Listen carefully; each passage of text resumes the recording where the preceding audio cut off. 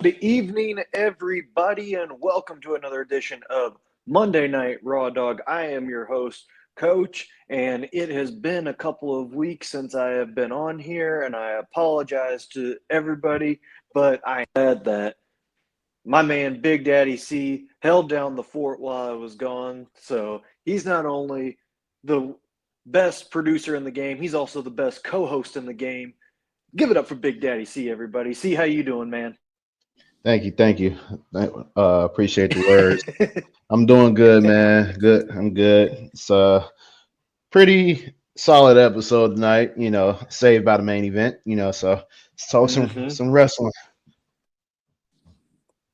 Yes, sir. So this Monday Night Raw was very hyped up because they're live from Madison Square Garden. Of course, we got the main event steel cage match between CM Punk and Seth Rollins. Everything else deliver like the main event did. We're gonna jump in right now. Show kicks off with Jay Uso coming into the ring, and of course, he is over with everybody. The crowd is with him. And instead of a promo, we actually get a match to start out the night, which I thought was a nice surprise. And it's Grayson Waller versus Jey Uso. Not a bad opening match. I thought it was a very solid match. A lot of back and forth. Waller definitely shined in this match, but in the end, it was Jey Uso who came up with the victory. And after the match, Austin Theory, of course, attacked Jey Uso, to which Jey Uso retaliated. Then Grayson Waller out of the ring, speared Theory. And just when you think he's going to stand tall, Gunther comes into the ring and chokes out Jey Uso once again. Very similar to what we saw last week at Monday Night Raw. And that ended the segment. So, not a bad opener for what was anticipated to be a really big show. So, see, what did you think of our opening match? Man, I'm gonna be honest with you. Like I had to go back and rewind because, man, I tell you, whenever time goes forward, bro, it throws off everything. Like I, by the time I looked, because I was watching the Skip Bayless show. Him and Stephen A. had their big reunion episode. So I was watching that, Mm-hmm. and I guess so like caught up in that. I didn't realize it was like after seven. It was like 7:15 by the time I checked my phone, and I was like, oh shit, Raw's on. So let me turn to it, and so I went through, and I think it was like I think by the time I got to it, I think it was like right around that point where Jey Uso was getting jumped, and then I had to go back a little bit, and then that was pretty much what I caught up with. Um, but um, but yeah, man, I thought the match itself was solid. The entrance through the crowd, coming from like the concession stand area to the through the crowd area and to the ring. I thought that was awesome. Um, the match itself was pretty good. I'm glad they still using Grayson Waller and Theory for something meaningful nowadays. Mm-hmm. Um, so it was good to see that. But it was good to see that Gunther is starting to get his like mojo back when it comes to being that ruthless heel, that monster that we've known him to be. Living up to his word. He said he's gonna make Jay's a life of living hell over the next 40 days or so up until Mania. And he's doing it. He's choking them out every week, pretty much. So yeah, I thought it was pretty solid opener match and the segment thereafter. So yeah. All right, we go to our next segment after a brief promo package from CM Punk and Seth Rollins hyping up the main event. We get Logan Paul coming to the ring. Get this, WWE is now selling I Hate Logan Paul shirts online. And I think that's going to be the best piece of selling for Logan Paul he's going to get. Because Yeah. so genius marketing idea from WWE. Um, of course, he gets the usual boos. He insults the crowd. Even offers to The Rock like my soul is for sale. I'll You can take it. I'll do whatever it takes to be at the top. And then he brings in comedian Andrew Scholes, who um, basically belittles Logan and says, "Nobody's here to see you, so stop trying to impress everybody." He then drags Scholes into the ring, only for AJ Styles' music to hit. Styles comes out. They have a brief tussle, and then Styles hits a phenomenal forearm with a looked like seat on that one. That one looked a little real on that forearm. And then he trash talks Paul all the way out to the ring, basically calling him a wuss. That's when everything gets tough. And Styles and Scholes stand tall in the ring to end the segment. Um, I mean, nothing special. I think it was just something to keep the crowd hyped up and might have been a cheap plug for saying some of their comedian specials that are going to be coming out. Um, Mhm. but it does set the groundwork for a possible WrestleMania match between Logan Paul and AJ Styles. So, see, what did you think? I mean, not much of it, honestly. I can care less about Logan Paul. I mean, he's talented, but AJ Styles gonna kick his ass at WrestleMania. So I'm just waiting. I can't wait to see that. All right. So we go to our next match, which is a tornado tag match between Rey Mysterio and Dragon Lee versus the New Day. This match left a lot to be desired. I thought it could have been so much better, but something just didn't feel right about it. I mean, it started off slow. The crowd just wasn't into it, and then they started getting some things going. They brought a table out to try and get the. But what really happened, what really got the crowd going afterwards, was a masked figure in a luchador mask, an American flag luchador mask, came and attacked and yelled "Gracias" as he posed and left the building. Only we can be assuming that it is Chad Gable on his return from his retreat in Mexico. Either way, they get the distraction. The New Day then hits their finisher for the win, and it just thankfully it was over for that. We'll come back to the Chad Gable thing in a second because I thought they did a really good job of uh, kind of covering their tracks because I think they saw how ridiculous this probably was. Did that, but we'll get to that in a minute. But see your thoughts on the match in general. Um, yeah, I do agree with you. The match did leave a lot to be desired. Started out pretty hot, but kind of like you know simmer down a bit, especially after the botched table spot. Mm-hmm. Yeah, the Dragon Lee did a Hurricanrana on Xavier Woods, flipped him onto the table, and the table did not break until after Woods bounced off of it. And then he tries to go, he falls basically back on it as it's breaking. And I was like, that was rough. That was rough. I mean, we've seen table botches in the past, but this one was among the worst.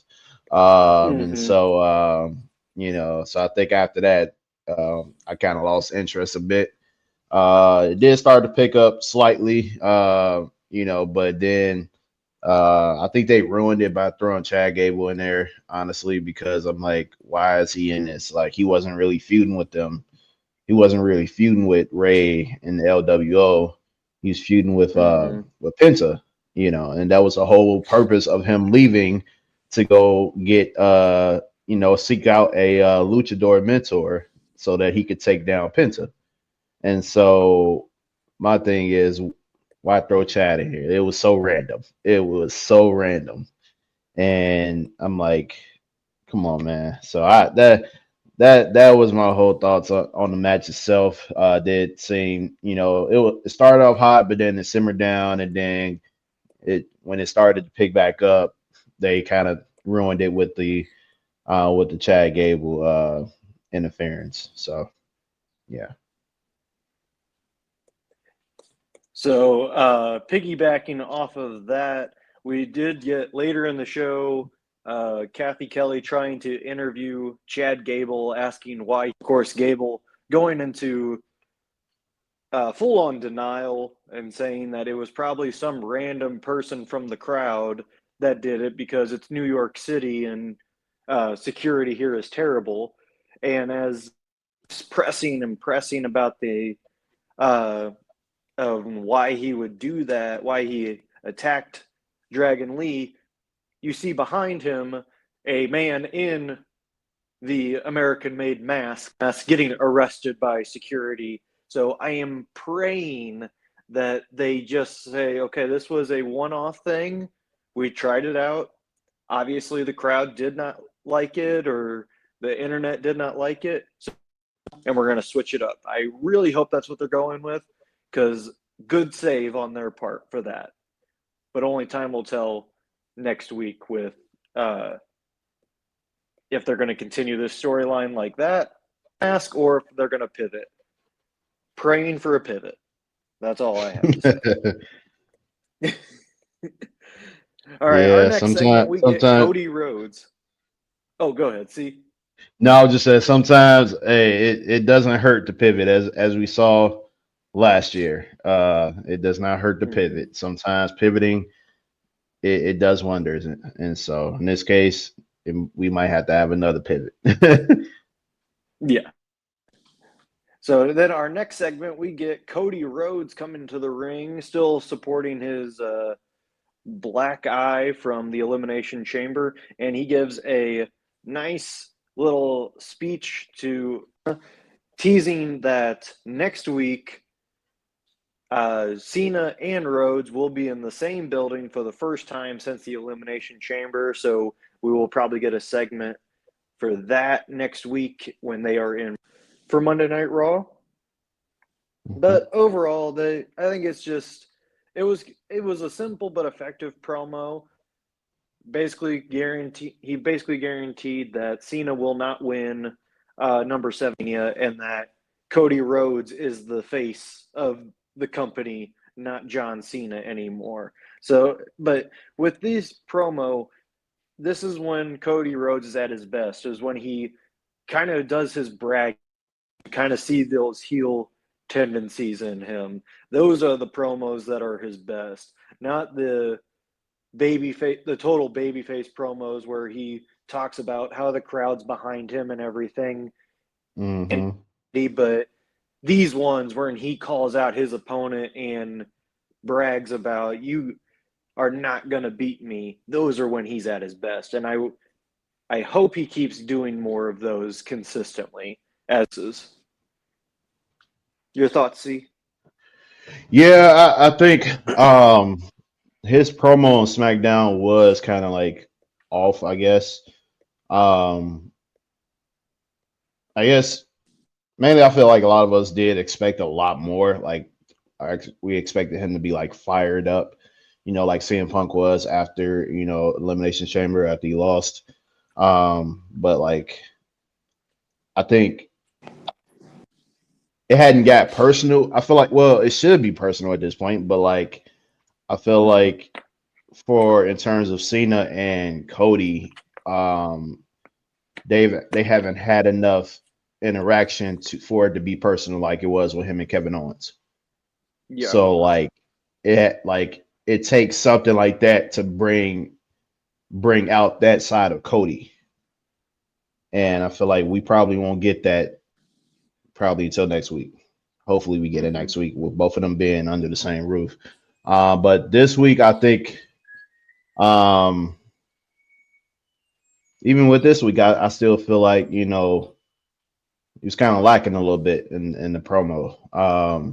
We didn't get that fire. We didn't get that same fire. Like I feel like he's still holding back a bit.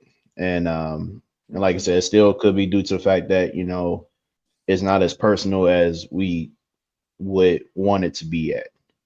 It's personal with him and The Rock, obviously, but like, with him and Cena, I feel like it like it's still like you said, that true baby face, you know, promo. Like we on the road to WrestleMania right now. It's enough of that. Like championships are on the line here.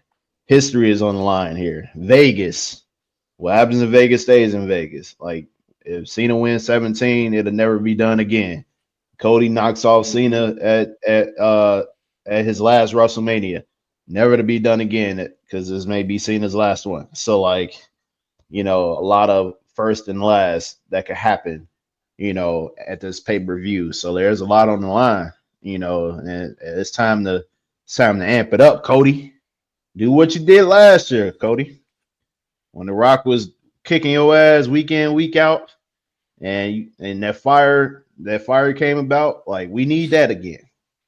We need that. And so hopefully next Monday with Cena there, we don't. It's gonna feel weird because hopefully we don't know what to expect from Cena, from a heel Cena in 2025 after everything that has happened in his career. We've seen the Doctor of Thugonomics heel, but we have not seen post like Super Cena heel. We have not seen that, and I am intrigued to see what he's going to say, how he's going to say it. Will The Rock be there? Like next week is going to be just as big. I think next week is going to be just as big as tonight was supposed to be, honestly. Mm-hmm. And so I think with Cody, hopefully we get more fired up Cody next week, as we should, because we'd be about what about 3 or 4 weeks out by next week. Yeah, I think four Yeah, weeks would be. 4 weeks out. Yeah. So yeah, I think next week will tell us everything we need to know in terms of how the landscape is going to look going forward. So I think next week everything should be completely ironed out in terms of all the match cards and everything. So Mhm. we'll see what happens. All right, so then we move to our next match, which is a women's number match for the women's intercontinental championship between Bailey and Raquel Rodriguez, and this match happened. We'll go with that. I will give credit to Bailey. She did a really good job of selling and making it look like she had a chance, but in the end, it was Raquel Rodriguez who got the victory. Interference from the Judgment Day once again, and it'll be Rodriguez versus Lyra Valkyrie Kyria soon for the women's intercontinental championship match, but did nothing for me. The crowd just was not into it. They tried to get in to Bailey, but they've seen this kind of thing from Bailey recent months, really, of just kind of being I don't want to say the punching bag, but the one to put the other wrestler over kind of scenario. Rodriguez she's too one dimensional, and the crowd can't buy into it. And the only thing she has going right now is her size advantage. So, creative team really needs to do something there to try and help her out. I thought being the bodyguard for Liv Morgan would help her, but it's turned more into a comedic act than a non-intentional comedic act. So, see, what are your thoughts on this match? I ain't gonna lie to you. This is I can't even call it a piss break because I decided to take a little nap during this time. That was my nap time. Like, I took a quick nap. I was like, yeah, I'm going to sleep. And like, I'll just hear what hear what's going on the TV, and then I'll wake up when I hear something that's not them. And so eventually I did wake up towards the end of the match at because she ended up like power bombing her, I guess, hitting or whatever finisher she has, and then that was it. And so I was like, all right, cool, we good. I can focus on everything else now. Um, but yeah, I don't think uh I'll be shocked if she beats Lyra for the championship, honestly.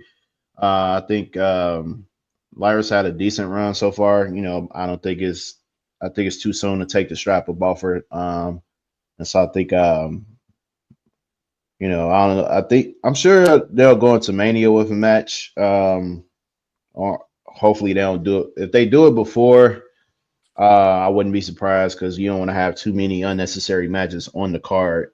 You know, Mm-hmm. so even though it's 2 nights, you know, so you can do as much as whatever. But um, yeah, I would be shocked if they have her win it because it's almost like if she does win it, are you going to make her like a dominant champion? Like kind of like how are you going to bring her back to where she was in NXT when she was the NXT Women's Champion? Are we going to Mm-hmm. get that Raquel back where like she was no nonsense, like she was like damn near how Rhea was when she on her run as champion on the main roster? Like, are we going to get that Raquel Rodriguez again when it was her and Dakota Kai as a team? Like, are we going to get that again? So that's my only thought. Like, because if that happens, that means she has to ditch Liv. Mm-hmm. Like they're going to have to break up as a team, and so I feel like because you don't want to have them to. I mean, it's possible that you can keep them together, like as a tag team champions, and um, have her as the main champion. But we know how that usually ends up. Whoever is the double champion, more likely whoever the tag team champion partner is going to get jealous and they're going to want a shot at that Mm-hmm. championship. And so I feel Yep. like it's only a matter of time. So if they do have her win it, then it's only going to be she's only going to have the title long enough to where Liv is going to want to challenge for that championship. Right. So, so yeah, that's my thoughts on it. But in terms of the match itself, didn't care. Um, I don't know what they're going to do with Bailey for WrestleMania. It might be one of them situations where she just take a break, um, Mm-hmm. you know, and not do anything. She's just going to be spectating. So, um, which is cool. I mean, hey, you know, the the ones that have been around, like having their moments, you know, year in year out at WrestleMania, doesn't hurt to have a little break here and there, you know. So, I think for Bailey, you know, this would be much needed. You know, we'll see what happens, what they decide to do for her. Mm-hmm. But yeah, those are my thoughts on that match. All right. And then we get into our which is Michael Cole interviewing Io Sky, the new women's world heavyweight champion. They pretty much just do a quick little hype for her, how excited she is. Then contender and Bianca Belair, to which they exchange pleasantries and say, "Hey, like I'm excited to face you." Um, Yada yada yada, like good happening. And Michael Cole stirs the pot by saying, "Well, then why were you interfering with while Rhea was trying to win the match?" And Rhea's name comes out, and she wants to know an answer why too. Bianca deflects, and Rhea hints at uh, Bianca being the one to attack Jade, which sets Bianca off. They go face to face. Io's trying to play peacemaker, to which Rhea pushes her out of the way, then Bianca pushes her out of the way, and then finally Io slaps uh, with a little bit of extra on that and gets out of the ring yelling and says that she's the champion and she doesn't care who she's facing at WrestleMania. And that ended that segment. It was a very nice change of pace for what we had been seeing for the last hour on Monday Night Raw. A really good segment, and again, props to three ladies for their acting in this. You know, Rhea with her anger, Bianca kind of playing the victim card a little bit, and Io going from just happy to be here. You both of you shut up. I run this division now. See your thoughts on this. I loved it, man. We knew after last week, how last week ended, it was going to be some fireworks coming into this tonight's episode. I didn't care much about the interview with Yale, like, whatever. I was like, I just want to see Bianca and Rhea crash out. So Rhea come out there, business picked up, she crashing out. You know, you ain't got no business being out there. And I was like, oh, okay, y'all need to scrap, man. Y'all need to scrap. And then EO, she getting all jealous, like, it's supposed to be me. It's supposed to be me. It's my moment. I'm like, girl, ain't nobody thinking about you. Fluke win. All your championships been fluke wins. Like, come on now. Let's be real here. Like, you're just a pawn in the game right now. You go drop that title. It will not be yours at the end of WrestleMania. So enjoy these like 4 weeks holding that championship. It's gonna be over with at the end of WrestleMania. So, but back to Rhea and Bianca, which was supposed to be the actual main event, you know, but yeah, they had to throw EO up in there, you know, but I digress. Yeah, I think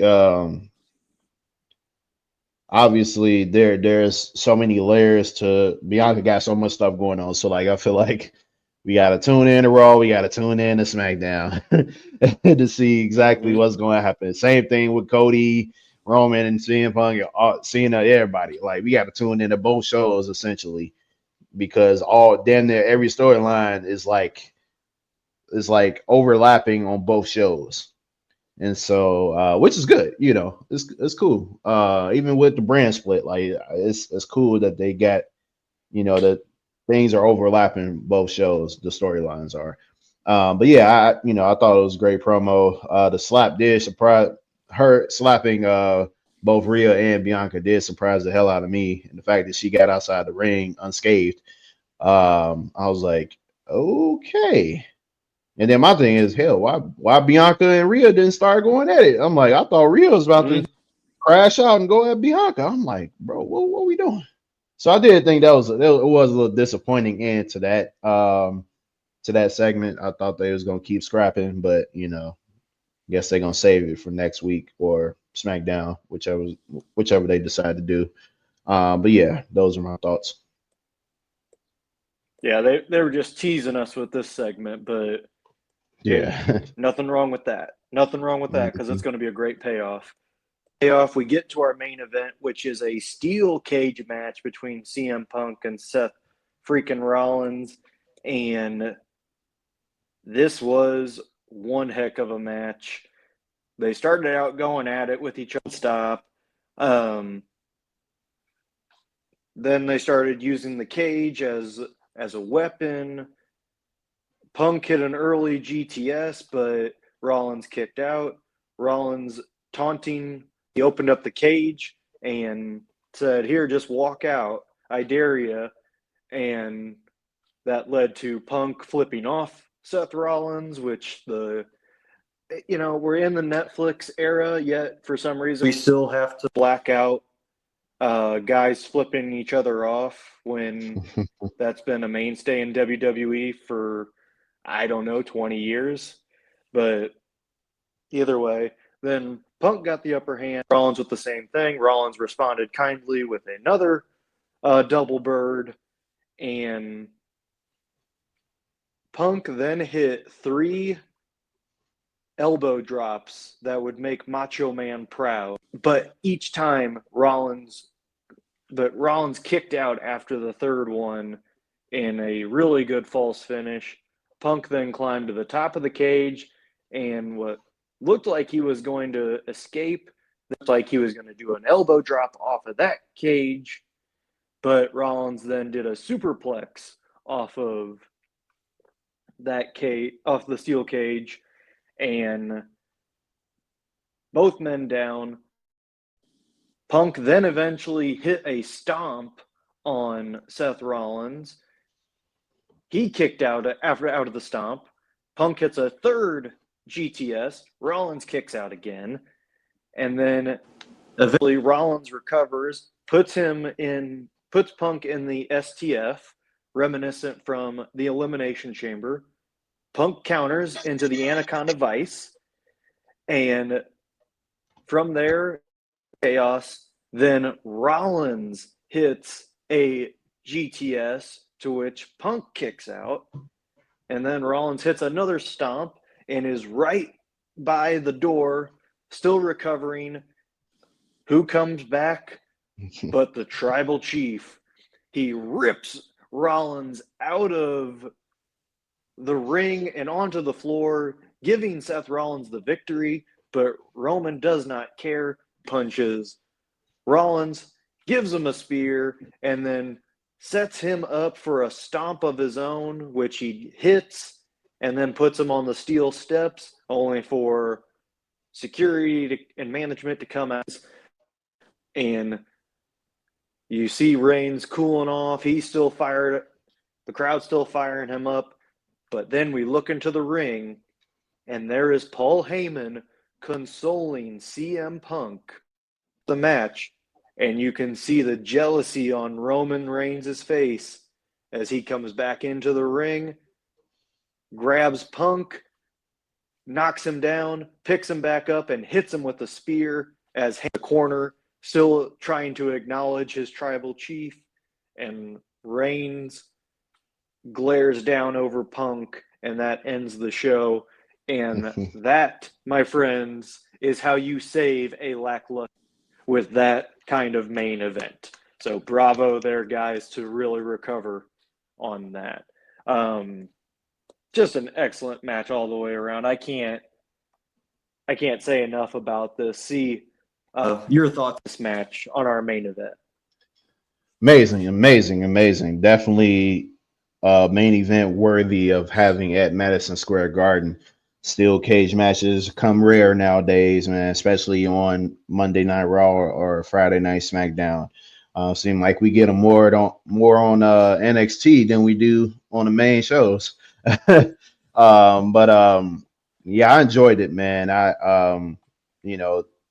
This is only match 2 between these guys since Punk has been back. So they both have one apiece, which I expected was going to happen.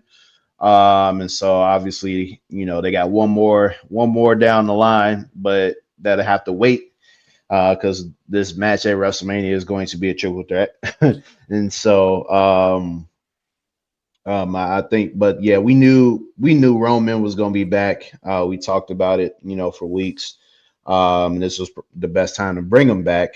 Yeah, the match itself was amazing, like back and forth. Punk and Rollins, they got amazing chemistry in the ring, man. It's awesome. It seemed like Rollins works well with people he don't like in real life. Mm-hmm. Like he manages to do his best work against people that he does not like. Generally, like his matches against Cody, Punk, what's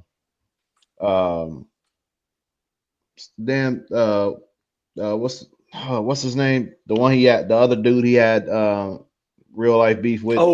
Riddle, Matt Riddle. Riddle, yes, Matt Riddle. Him, it seemed like every person he has real backstage heat with, like he just works well with them. And he does a great job with putting his differences to the side to make magic happen, man. And he's talked about it on different podcasts. He's been on like different shows and podcasts that I follow. It was one show called The Pivot, and he was on there with Ryan Clark and Channing Crowder and all those guys and Fred Taylor.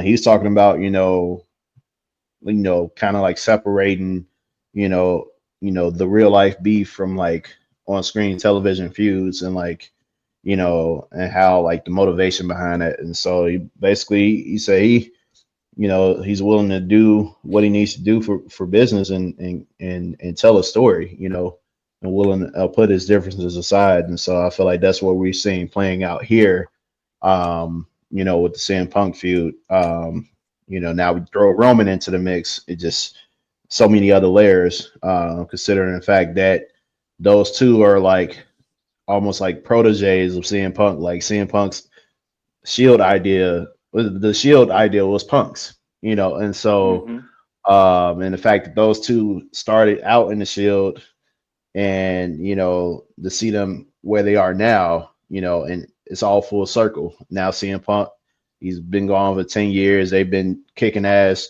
for 10 years in the business while he's been gone. And now to see them all back doing this thing at WrestleMania is definitely full circle.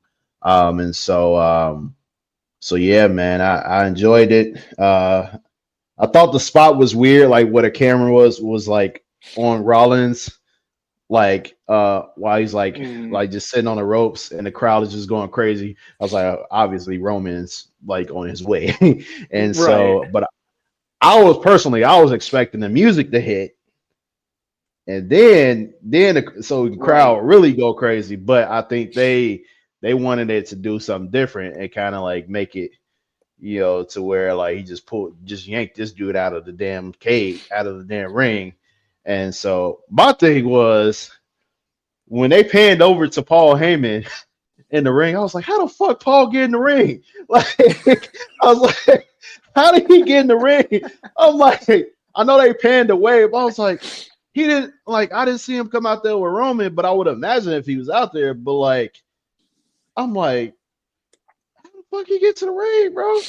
I'm like, especially like, because all the action was happening right there by the entrance area, and so like to the cage, like, so I'm like, they doing all this, he's spearing them, hitting them with the Superman punch, all that. How did we not see Paul Heyman going to the cage? So like, I was perplexed by this. I was like, come on, man. But nevertheless, I think I feel like the other layer to this whole thing is that Paul Heyman now there's another Paul Heyman guy that Roman does not like. We know Brock Lesnar, and then eventually had another, and now we got CM Punk, and so Reigns does not like either of those guys, and so be very interesting to see. I think at this point we know what this favor is going to be. Punk's going to show up on SmackDown and say, Paul, I want Roman. Like, let's do this triple threat. Or no, he's going to try to get a one-on-one match, but then Rollins going to intercept the proceedings and be like, nah. I'm like, yeah, I beat you, but like, it wasn't under my own power. Like, I didn't pin you or I didn't escape the cage. I was pulled out of the cage. So like, I think that's how they're going to have that set up. So I think the favor is going to be for the one-on-one match. And then eventually, like, it's going to be a triple threat. I think, what's his face? Adam Pearce and, Nick Aldis is going to be working together to try to get the match set up, because we got guys on different shows involved in one whole rivalry. So I think that's what's going to happen. It'll probably be a contract signing too. I'm pretty sure that'll be in the mix. Oh, we can only hope. Yeah, a contract signing for a basic triple threat match. Yeah. Or who knows? It could be. Hope. They could make it. What they could do is make it a number one contenders match. Whoever wins, whoever wins. I like that. Gets a shot at Cody. Yeah, I wouldn't mind seeing that. But yeah, man, it was great end to the show. Started off hot, but kind of fell off a little bit midway, but they picked it back up at the end. So, but yeah, next week is definitely going to be must see. We'll see what happens on SmackDown. We know Cena ain't going to be there. Maybe The Rock will be there. Who knows? But we know who will be there no matter what. Cody.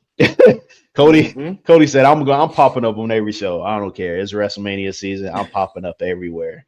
So yeah, great end to the show. I give it a nice little, give it a B minus. Yep, that's about where I'm going with that as well. I'm going to Yeah. give it a B minus.